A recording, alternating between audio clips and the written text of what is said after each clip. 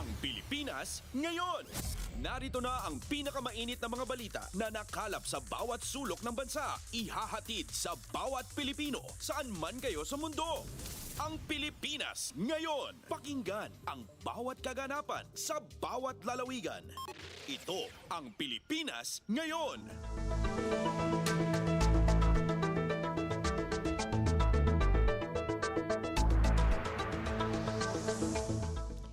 Magandang araw sa ating mga tagapakinig. Welcome po muli sa ating programang Ang Pilipinas Ngayon. Napapakinggan po ninyo saan mang bahagi ng mundo sa pamamagitan ng ating himpilang Radyo Pilipinas World Service ng Presidential Broadcast Service. Napapakinggan po tayo sa mga sumusunod na shortwave frequency sa 9.960 MHz, 12.120 MHz, 15.190 MHz sa ating audio streaming website bbspbs.com at sa ating official Facebook page Radyo Pilipinas World Service. Ito po si Bea Gaza. Samahan po ninyo ako sa kabuuan ng ating programa ngayong araw. Kapapalooban pa rin po ng mga mahahalagang balita mula dito sa ating bansa, kasama na ang mga segmentong business, sports, showbiz at ang mga ulat mula sa iba't ibang rehiyon ng Pilipinas.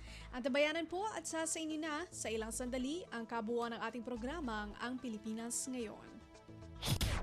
Mga kaganapan sa Kamaynilaan at mga kalapit na lalawigan dito sa Ang Pilipinas Ngayon. Sa ating mga balita, walang kapatawaran para sa mga nang-aabuso sa mga kabataan. Ito ang binigyang diin ni Pangulong Ferdinand R. Marcos Jr. sa mas pinaigting na kampanya ng gobyerno laban sa child sexual exploitation at abuse. Ayon kay Pangulong Marcos, hindi matitinag ang kaniyang administrasyon para protektahan ang mga kabataang Pilipino mula sa sexual abuse. Sabi ng Pangulo, determinado ang pamahalaan na iligtas ang mga kabataan at walang ipapakitang awa sa mga offenders para masugpo ang anumang uri ng pang-aabuso. Pasada ng mga balita mula sa Pilipinas para sa mga Pilipino saan man sa mundo. Ang Pilipinas Ngayon. Pinag-aaralan ngayon ng Philippine National Police ang pagtukoy sa mga artificial intelligence o AI-generated child exploitation materials.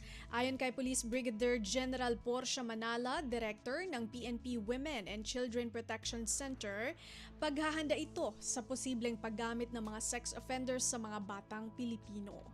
Then itong AI generated, we are really doing everything na yung mga personnel namin, doing yung undercover and investigation. I trained with the tools. We are still waiting for the tools, but we are ongoing na ho yung trainings for the AI generated and other AI materials yung para sa CISA-M po. Si Police Brigadier General Portia Manalad, Director ng PNP Women and Children Protection. Kumpleto, detalyadong balitaan, di papahuli sa mahahalagang kaganapan. Kamustahin ang inang bayan. Ang Pilipinas Ngayon. Kailangan pa ng panahon bago mahuli si dating Bureau of Corrections o Bucor Chief Gerald Bantag. Ayon kay Justice Assistant Secretary Jose Dominic Clavano IV, hindi natitinag ang paghahanap sa kanya. Si Bantag ang sinasabing mastermind sa pagpatay sa mamamahayag na si Percy Lapid Mabasa noong Oktubre taong 2022. Aniya may mga impormasyon na sila sa posibleng kinaroroonan ni Bantag. With these things, we just have to stay patient. These things don't happen overnight. The wheels of justice, they grind slowly, but they grind very finely. So we just have to stay patient. Si Justice Assistant Secretary Jose Dominic Clavano IV. Pasada ng mga balita mula sa Pilipinas para sa mga Pilipino saan man sa mundo. Ang Pilipinas Ngayon. Hinihintay na lamang ng Department of Justice ang desisyon ng korte para sa extradition ni dating Negros Oriental 3rd Representative Arnolfo Teves Jr. sa Pilipinas. Paliwanag ni Justice Assistant Secretary Jose Dominic Clavano IV, may halong internasyonal ang kaso ni Teves. Si Teves ay kasalukuyang nasa kustodiya ng mga pulis sa Timor-Leste.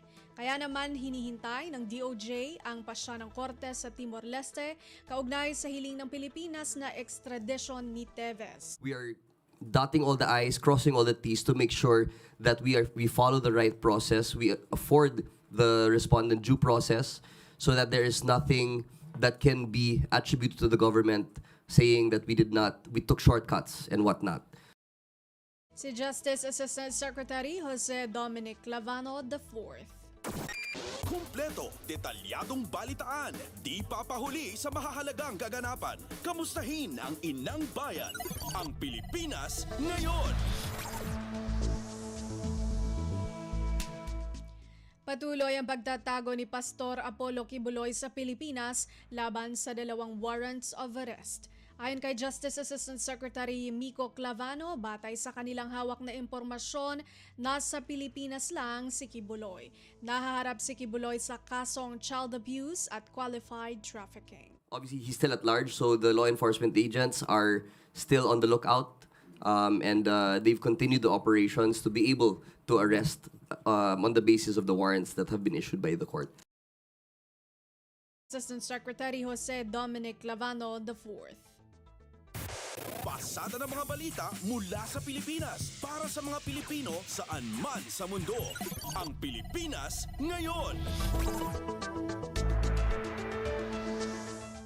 Sa gitna ng nararanasang matinding init ngayong summer, posibleng maging mapanganib ang isang mainit na sasakyan. Dahil dito nagpaalala ang Bureau of Fire Protection o BFP na huwag mag-iwan ng mga bagay na maaaring maging sanhi ng init sa loob ng nakaparadang sasakyan. Ayon kay BFP spokesperson, Fire Superintendent Annalyn Carbajal Atienza, kabilang dito ang bottled water, flammable materials, electronics o gadgets, alagang hayop at mga gamot. Sabi ni Atienza, hanggat maaari pumarada sa malilim na lugar o gumamit ng sun visors. Iwasang pumarada sa mga flammable materials tulad ng tuyong damo. Batid na may 11 sasakyan ang nasunog sa outdoor parking ng NAIA Terminal 3 nitong linggo lamang. Kumpleto, detalyadong balitaan, di papahuli sa mahahalagang kaganapan. Kamustahin ang inang bayan, ang Pilipinas ngayon. Nanawagan ang Department of Energy o DOE sa publiko at pribadong sektor na magtipid sa kuryente. Hinikayat ni Energy Secretary Rafael Otilla ang lahat na makiisa para makatulong sa pagtitipid ng kuryente. Kabilang dito ang paglalagay sa 24 degrees Celsius ng mga air condition. Ani Otilla, sa panahon na manipis ang supply ng kuryente, higit na kailangan ng demand management. Kaya naman apela ng kalihim sa enerhiya, bawasan ng publiko ang pagkonsumo ng kuryente lalo na kung peak hours. Pasada ng mga balita mula sa Pilipinas para sa mga Pilipino saan man sa mundo. Ang Pilipinas ngayon. Paggamit ng nuclear power sa Pilipinas, kailangan pang pag-aralang mabuti ayon kay Senador Sherwin Gatchalian. Narito si Nympha Asuncion. Naniniwala si Senador Sherwin Gatchalian na hindi pa handa sa ngayon ang Pilipinas na gumamit ng nuclear power bilang isa sa mga pagkukunan ng kuryente ng bansa. Sinabi ng senador na marami pang dapat pag-aralang mabuti sa usaping ito. Anya, ang maganda sa nuclear power ay mas epesyente ito at kakaunting raw material lang ang kakailanganin para makapag-produce ng kuryente. Sa kabilang banda naman, may pagkadelikado rin anya ang paggamit ng naturang energy source at malaking issue rin ang tungkol sa waste disposal nito. Binanggit rin ng mababatas na wala pa tayong regulator para sa ganitong uri ng energy source at mangangailangan rin ng mga technical people na magpapatakbo sa planta. Kaugnay nito, suportado ni Gatchalian ang ginagawa ng Department of Energy o DOE na dahan-dahang approach sa pagbuo ng nuclear power program para sa bansa. Ito si Nympha Asuncion para sa Radyo Pilipinas. Kumpleto, detalyadong balitaan, di papahuli sa mahahalagang kaganapan. Kamustahin ang inang bayan, ang Pilipinas ngayon. Mga mambabatas, pinuri ang pagkakahirang kay Hans Leo Kakdak bilang bagong Department of Migrant Workers o DMW Secretary. Magulat si Kathleen Forbes. Agad na nagpaabot ng pagbati ang ilan sa party list representatives matapos italaga ni Pangulong Ferdinand R. Marcos Jr. si Undersecretary Hans Leo Kakdak bilang bagong kalihim ng Department of Migrant Workers. Ayon kay Kabayan Party List Representative Ron Salo, nagsilbing sandigan ng ahensya at tagaprotekta ng mga OFW si Kakdak sa nakalipas na 8 buwan sa gitna na rin ng geopolitical shifts na nagaganap sa iba't ibang panig ng mundo. Dahil naman sa lawak anya ng karanasan ni Kakdak sa paglilingkod sa mga OFW, ay excellent choice siya ni PBBM para pangunahan ng ahensya. Nangako rin si Salo na susuportahan ng bagong kalihim. Ikinalugod din ni OFW Party List Representative Marisa Magsinyo ang pagkakatalaga kay Kakdak. Anya nasa tamang lugar ang puso ng opisyal na ang nais ay maglingkod ng tapat para sa mga OFW. Maliban dito, nakita anya ng lahat na maipagpatuloy niya ang legasiya ng pumanaw na kalihim Tuts Ople. Kumpiyansa rin ng Lady Solo na sa pamumuno ni Kakdak ay tunay na magiging tahanan ng OFW ang ahensya. Ito si Kathleen Forbes para sa Radyo Pilipinas. Pasada ng mga balita mula sa Pilipinas para sa mga Pilipino saan man sa mundo. Ang Pilipinas ngayon. Office of the United States Trade Representative o USTR kinilala ang best practices ng Pilipinas sa pagprotekta sa karapatan ng mga mamimili. Si Melanie Valdez Reyes sa report. Kinilala ng Office of the United States Trade Representative o USTR ang best practices ng Pilipinas upang proteksyonan ang mga karapatan ng mga mamimili laban sa mga pekeng produkto.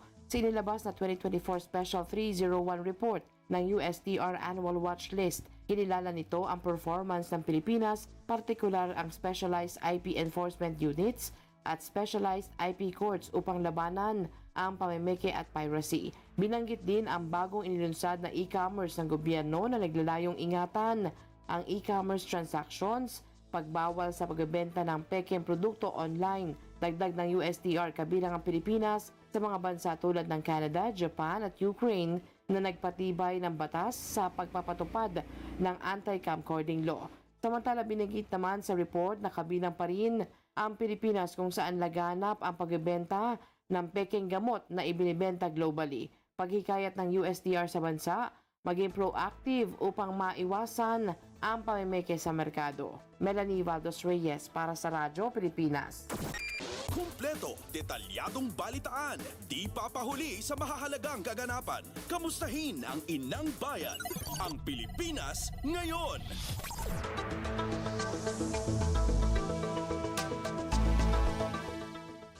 Opisyal ng US Marine Corps, tiwalang mainam na pagkakataon ng balikatan exercises ngayong taon upang isulong ang Comprehensive Archipelagic Defense Concept ng Pilipinas. Detalye ng balita mula kay J. Mark Dagala. Tiwala ang isang opisyal ng US Marine Corps na pinakamainam at perpektong pagkakataon ang balikatan exercises ngayong taon para isulong ang Comprehensive Archipelagic Defense Concept ng Pilipinas. Ito ang inihayag ni Lieutenant General Michael Sederholm, ang Commanding General ng 1st Marine Expeditionary Force, kasunod naman ng nagpapatuloy na pinakamalaki at pinakamalawak na pagsasanay militar sa Pilipinas ngayong taon. Kahapon sa 6 puwersang naglayag ang mga barko ng Pilipinas, Amerika at France sa kauna-una multilateral maritime exercise sa karagatan sakop ng Palawan, partikular na sa bahagi ng West Philippine Sea.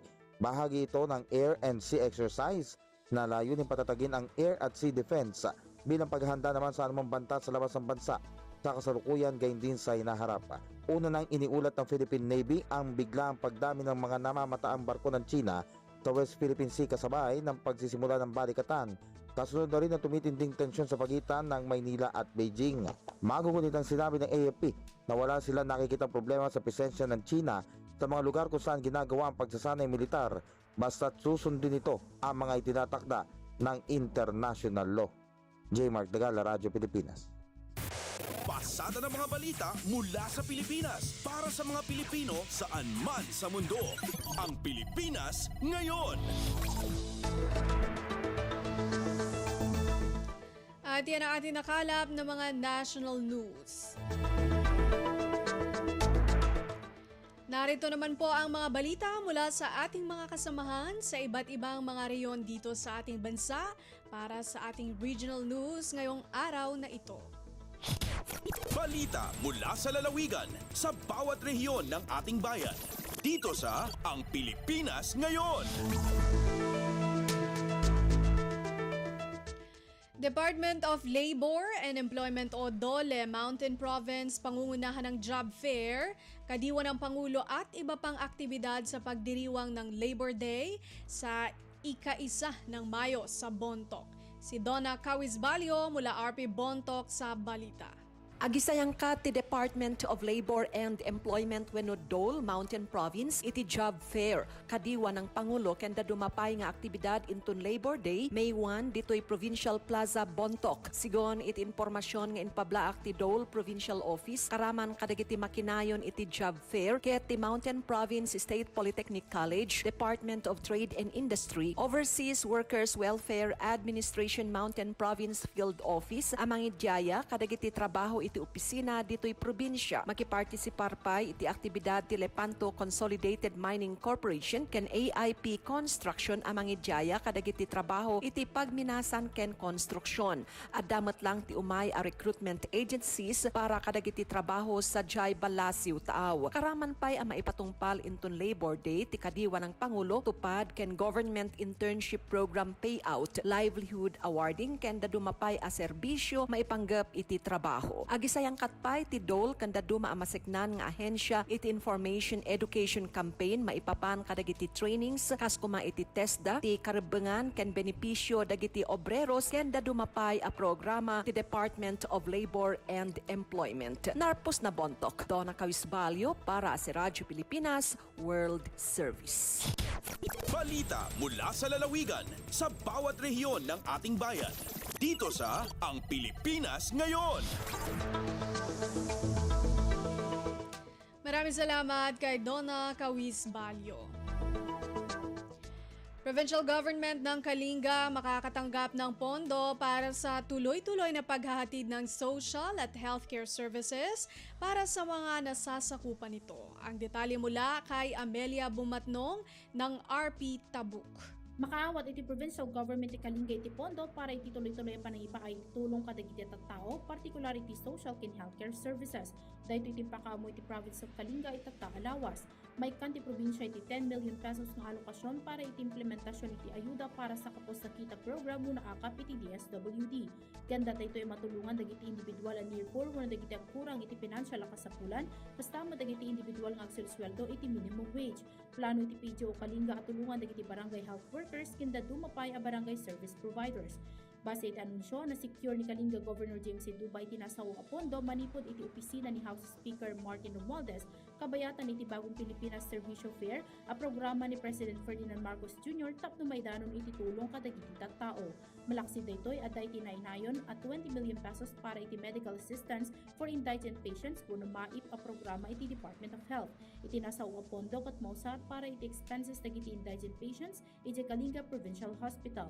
Manipod DZRK Tabuk, Amelia Bumatnong, Radyo Pilipinas World Service. Balita mula sa lalawigan sa bawat rehiyon ng ating bayan. Dito sa Ang Pilipinas Ngayon. Maraming salamat, Amelia Bumatnong. Mahigit 4 na milyong halaga ng pondo ipinamahagi sa panibagong mga benepisyaryo ng Department of Social Welfare and Development o DSWD Sustainable Livelihood Program o SLP sa Dagupan City. Magbabalita si Verna Beltran ng RP Dagupan. Katibukalan na 269 na Dagupeños so akaawat na ayuda at syudad ya Dagupan lapod programa na Department of Social Welfare and Development at Sustainable Livelihood Program o SLP. Kabyangan na sa ibalon apilin benepisyaryo at sari managsigay, dumaralos, managlakotan sa stall owners o syudad, partikular la at Arellano Street na naapektuan at dimala niya bagyon ekay. Kantidad na 15,000 so naawat na balang sinansakay na benepisyaryo na programa o o kabuuan ya 4,035,000 na dinauluan na City Social Welfare and Development Office. Ilaluan na si abitlan ayuda at saraya at makatulong tapian makapabangon ira din sa ridesyang tan usarandan puunan at negosyo tan napabaligdaya. Unong sayat ng pasalamat si Dagupan City Mayor Belen Fernandez at DSWD at suporta na iiter na National Government at LGU. Malalapod Radyo Pilipinas Dagupan, siyak si Verna Beltran para Radyo Pilipinas World Service. Balita mula sa lalawigan sa bawat rehiyon ng ating bayan. Dito sa Ang Pilipinas Ngayon.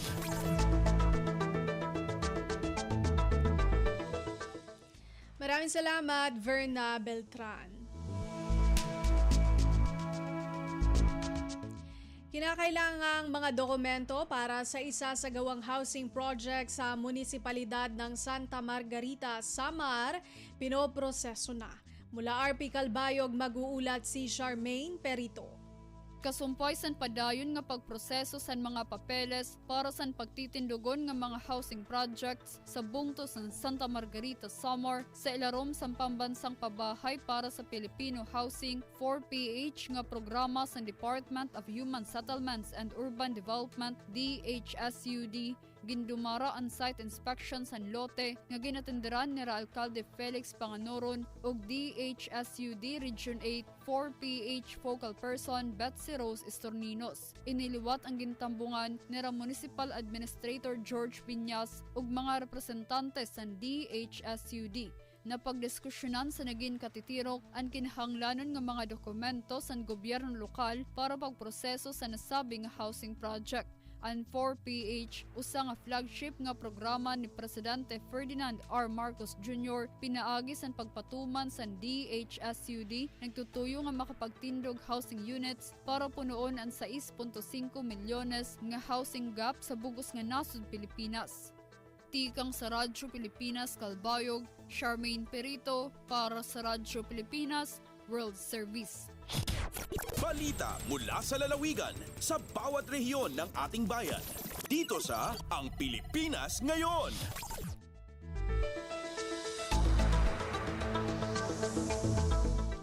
Maraming salamat, Charmaine Perito.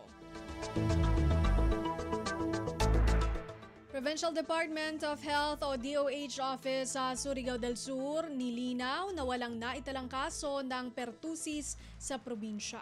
Magbabalita si Nerissa Espinosa ng RP Tandag. Gitinaw sa Provincial DOH Office sa Surigao del Sur nga walay gikataho nga kaso sa pertussis o hutoy dinhi sa probinsya. Kini ang gipamahayag ni Brainard Christian Pontillo, Information Officer sa maong buhatan. Sumala pa ni Pontillo nga subay sa ilang Provincial Epidemiology and Surveillance Unit hangtod niadtong Abril 8, negatibo sa maong sakit ang lalawigan. Apan adunay duha ka kaso nga gisuspetsahan nga gikuhaan na sa confirmatory test ug diin ang usa na ayon na sa sakit nga community acquired pneumonia samtang ang usa gihulat pa ang resulta. Kalabot niini nagapadayon gihapon ang surveillance o pagpamakuna pinaagi sa mga rural health units. Tungod niini gipanawagan ni Pontillo ang mga ginikanan nga pabakunahan ang ilang mga anak nga bugtong maoy makahatag og proteksyon batok sa nagkadaiyang makatakod nga sakit. Gikan sa RP Tandag, kini si Nerissa Espinosa alang sa Radyo Pilipinas World Service. Balita mula sa lalawigan sa bawat rehiyon ng ating bayan. Dito sa Ang Pilipinas Ngayon.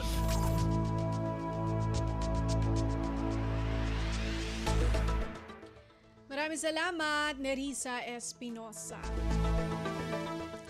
Matagumpay na trade fair sa Hulo nitong Ramadan extended tuwing weekend.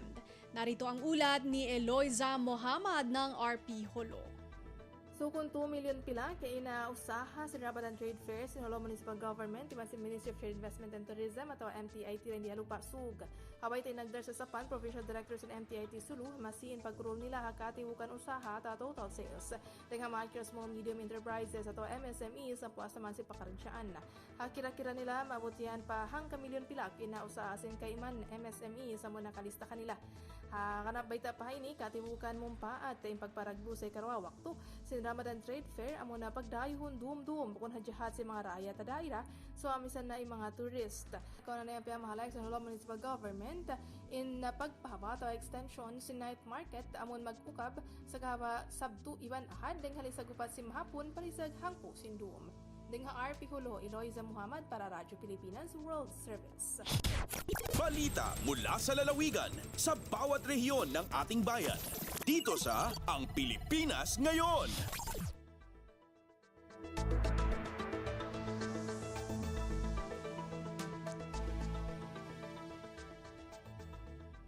Maraming salamat kay Eloisa Muhammad.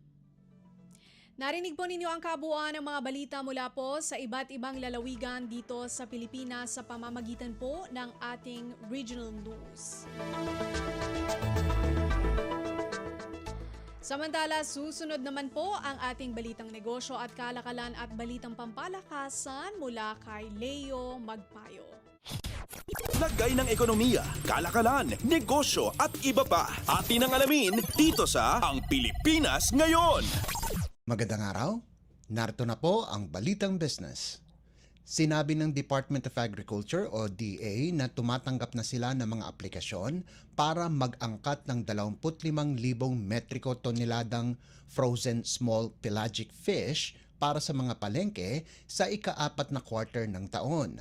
Sa Memorandum Order No. 17, inilatag ng DA ang pamamaraan para makakuha ng sanitary and Phytosanitary Import Clearances o SPCICs para sa mga inangkat na mga isda na darating sa bansa hanggang sa Enero 15 taong 2025.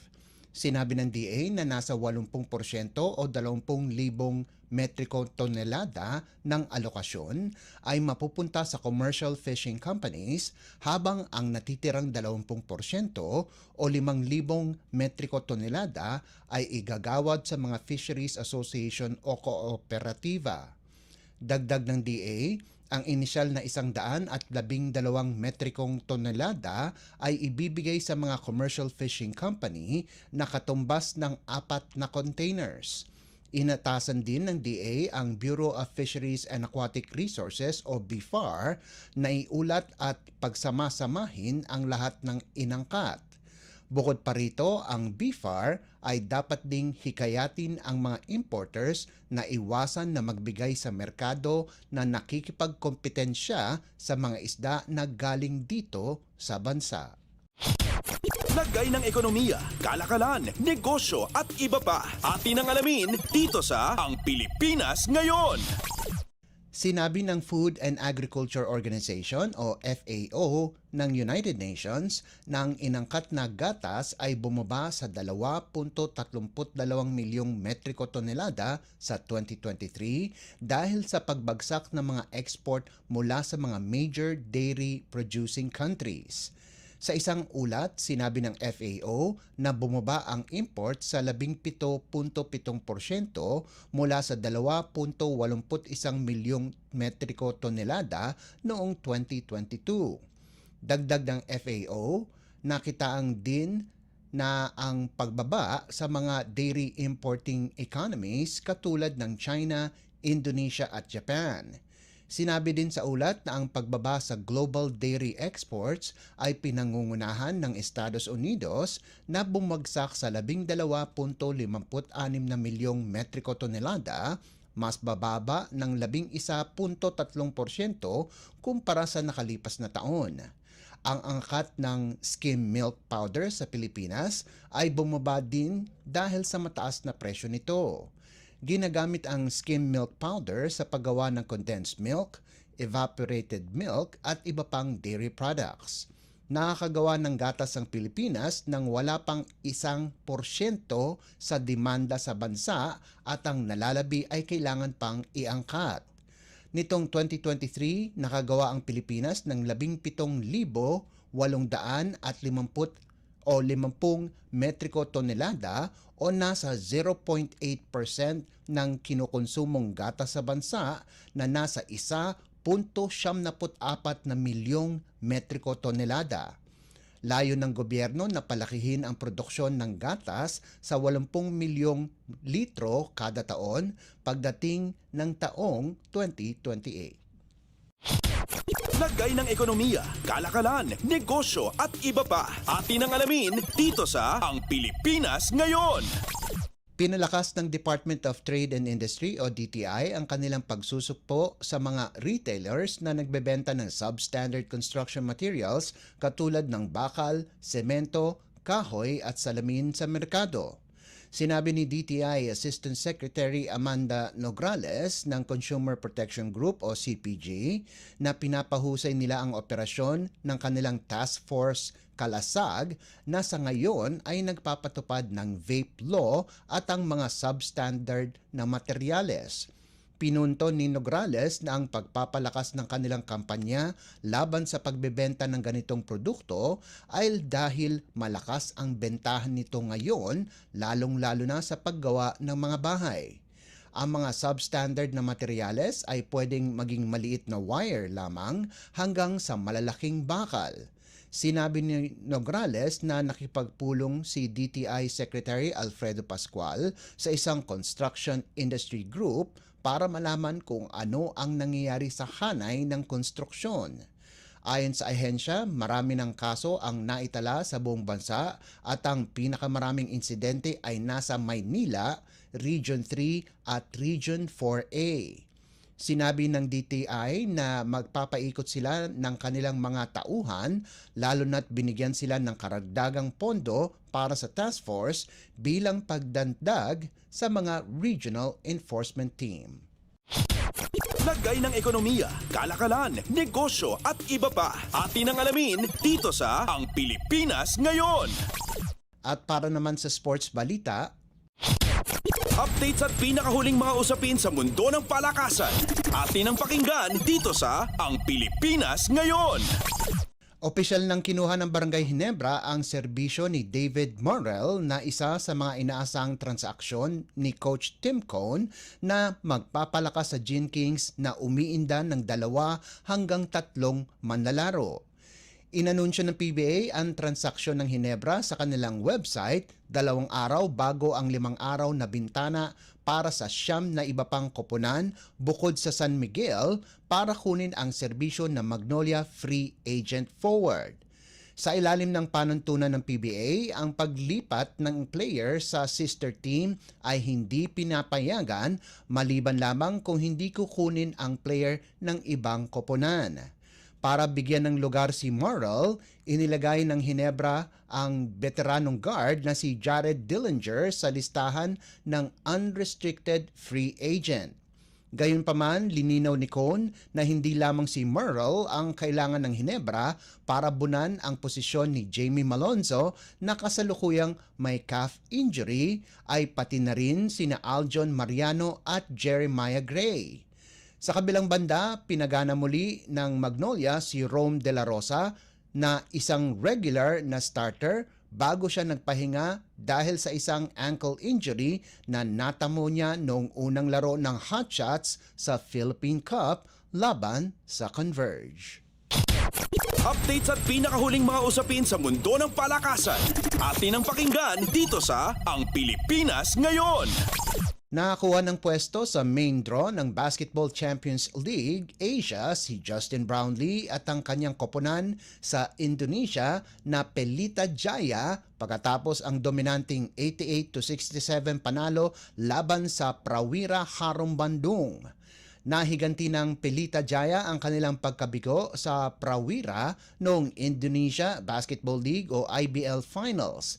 Pagkatapos ang kanilang panalo at sinamahan ang iba pang mga kampyon na koponan mula sa PBA, Japan B-League, Korean Basketball League at Chinese Basketball League. Nakapagtala si Brownlee ng 10 puntos, 6 na rebounds, 3 assists at 1 steal kasama ang kanyang kapwa imports na sina Ja'Cory McLaughlin at KJ McDaniels na nagpalitan ng mga puntos. Nagtapos si McLaughlin ng may 24 na puntos habang si McDaniels na dating import ng TNT at Meralco sa PBA ay nagambag ng double-double na may 15 puntos at 17 rebounds.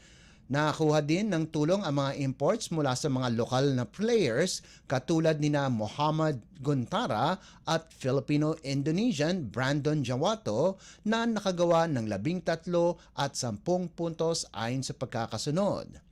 Subalit dikit ang laban ng Pilita Jaya sa NS Matrix ng Malaysia at Eastern ng Hong Kong para sa ikalawa at huling ticket para sa BCL Asia Main Draw.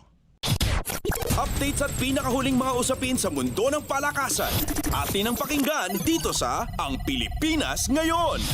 Tinakasan ng Parañaque Patriots ang Muntinlupa Cagers 64-57 para makihati sa liderato ng Maharlika Pilipinas Basketball League o MPBL 6th Season Elimination Rounds na ginanap sa Olivares College Gym sa Parañaque City.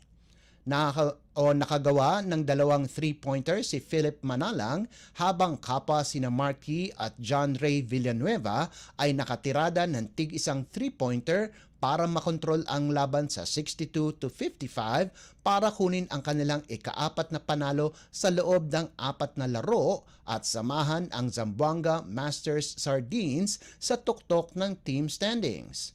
Nagtapos si Yi ng may 10 puntos at 13 rebounds para kunin ang Best Player of the Game Award para sa Patriots. Nakalikom naman si Manalang ng 12 puntos, 4 na rebounds at 4 na assists, habang ang tubong Parañaque na si Paulo Castro ay nakapag-ambag ng 10 puntos at 3 rebounds. Bagsak naman ang Muntinlupa sa kanilang ika-4 na sunod-sunod na talo kahit sa ganda ng nilaro ni Joshua Giab sa nagawa nitong 15 puntos at 10 rebounds, pati na rin ang 13 puntos at 4 na rebounds ni Joshua Miguel Marcos. Updates at pinakahuling mga usapin sa mundo ng palakasan. Atin ang pakinggan dito sa Ang Pilipinas Ngayon. At yan ang pinakahuling balita sa larangan ng palakasan. Para sa Radyo Pilipinas World Service, ito po si Leo Magpayo. Magandang araw. Updates at pinakahuling mga usapin sa mundo ng palakasan. Atin ang pakinggan dito sa Ang Pilipinas Ngayon. Maraming salamat, Leo Magpayo. Iyan po ang ating balitang negosyo at kalakalan at balitang pampalakasan para sa araw na ito. Ngayon naman, dumako tayo sa showbiz balita. Alamin natin ang mga chismis mula sa mundo ng showbiz sa pamamagitan po ng ating kasamang si Mama JT. Ang latest, ang hottest sa showbiz and entertainment. Heto na sa Ang Pilipinas Ngayon.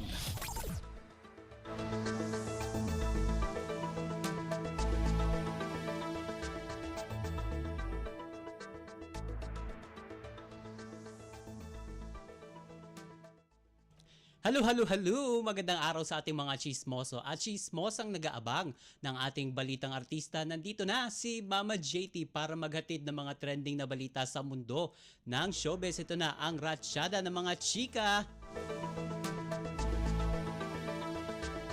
Ito na, ikinasal na ang kapamilya singer-actress na si Angeline Quinto sa kanyang partner na si Nonrev Daquinia sa Quiapo Church noong April 25. Dinaluhan lang naman ito kasi ng kapamilya, kamag-anak at malalapit na kaibigan nina Angeline at Nonrev mula sa loob at labas ng showbiz. At kasama nga lumakad ni Angeline patungong altar ang anak nila ni Nonrev na si Silvio. At syempre, hindi rin nagpahuli sa mga dumalo sa kasal ang mga kilalang celebrities at personalidad na tumayong principal sponsors sa naganap na Daquinia Quinto Nuptial sa Quiapo Church. At syempre, hindi rin magpapahuli sa mga ninong at ninang ng bagong kasal na sina Regine Velasquez, Shasha Padilla, Martin Rivera, at syempre, ang kasama dyan, ang King of Talk na si Boy Abunda, ang executive ng ABS-CBN na si Charo Santos Concho, ang celebrity doctor na si Vicky Bello, at maging si Manila Mayor Honey Lacuna at syempre kasama din ang mga top executives ng ABS-CBN na sina Loren Jogi at Cory Vidanes. And nagsilbi namang man of honor ang kaibigan ni Angeline na si Vice Ganda. At si Sarah Geronimo naman ang naging flower girl, habang ang kanyang dating karelasyon na si Eric Santos naman ang kanyang naging ring bearer. And sa isang panayam, sinabi ni Angeline na sa Quiapo nila napiling magpakasal ni Non-Rev dahil naging malaking bahagi ng kanilang buhay kahit noong mga dalaga at binata pa sila. At bago ang kanilang pagpapakasal sa simbahan, una nilang pinagtuunan ng atensyon ang kanilang uniko iho na si Silvio. At sa kaalaman ng lahat, deboto ng Itinan Nazareno ng Quiapo Church si Angeline at natupad na ang kanyang pinangarap na ipinagdasal niya sa poong Nazareno na makipagpalitan ng I do sa kanyang Mr. Right sa nasabing simbahan. At base sa ulat, sa Manila Hotel ang naging wedding reception ni na Angeline at Non-Rev. Ayan, congratulations kina Angeline at Non-Rev sa kanilang wedding. Samantala, tatanggap ng parangal ang celebrity couple na sina Marian Rivera at Dingdong Dantes dahil sa tagumpay ng kanilang pinagbidang Metro Manila Film Festival 2023 entry na Rewind. Base sa Facebook post ng FAMAS, kikilalanin silang bida sa takilya ng nasabing award-giving body.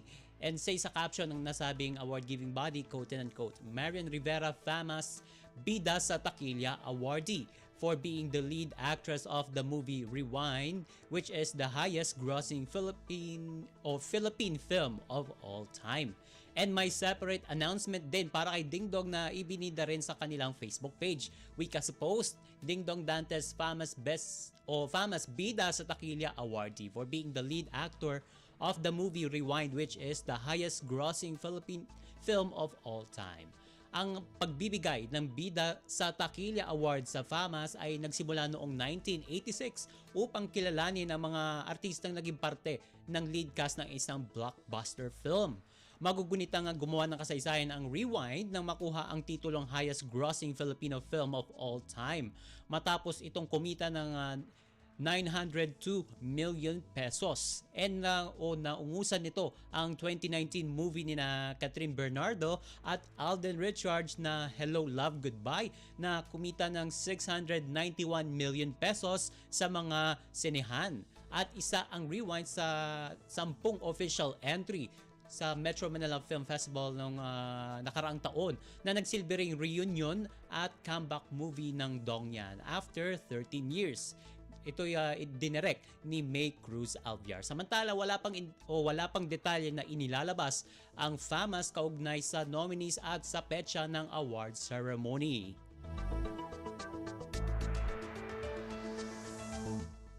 At sa uli natin chika for today, kung ang mag-asawang Oyo Soto at Christine Hermosa Soto ang tatanungin, ayaw muna nilang sumabak sa pag-aartista ang kanilang mga anak. Alam na alam daw kasi ng celebrity couple ang hirap ng paggawa ng mga teleserye pati na rin ng pelikula, kaya hindi muna nila hinihikayat ang mga anak na mag-artista muna. Ayon kay Oyo, hindi naman sa nakikialam sila sa kagustuhan o sa mga pangarap ng 5 nilang anak o magiging 6 dahil nagbubuntis ngayong itong si Tintin.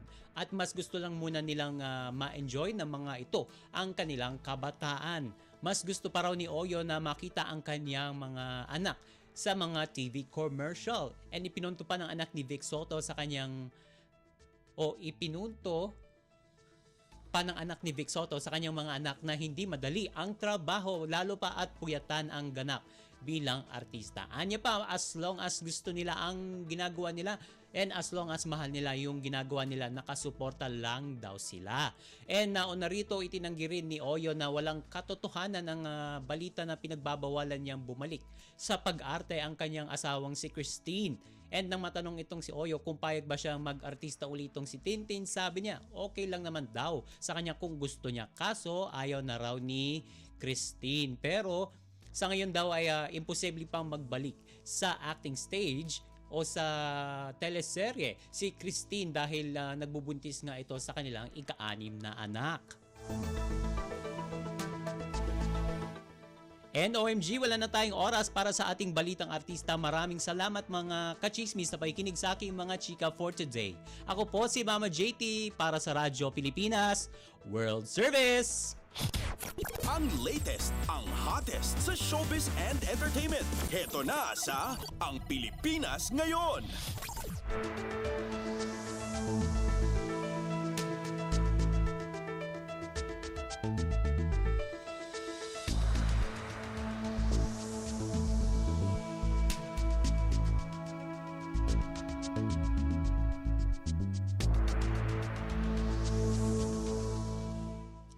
Maraming salamat kay Mama JT. Yan po ang ating showbiz balita.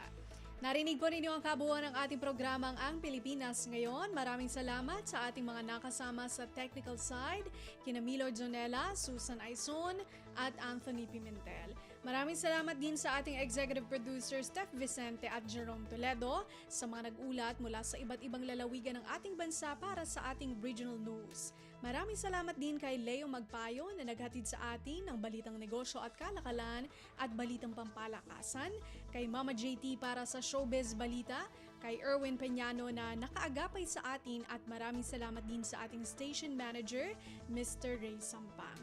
Hanggang sa susunod na edisyon ng ating programang Ang Pilipinas Ngayon, ito po si Bea Gaza. Magandang araw.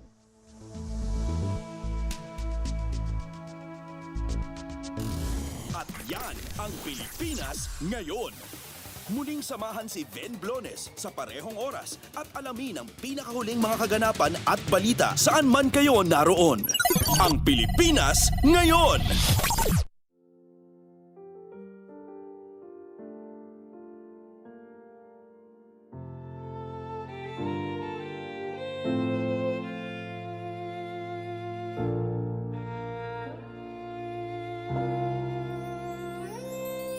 Ang tanging may pamamaan ako'y edukasyong Pilipino.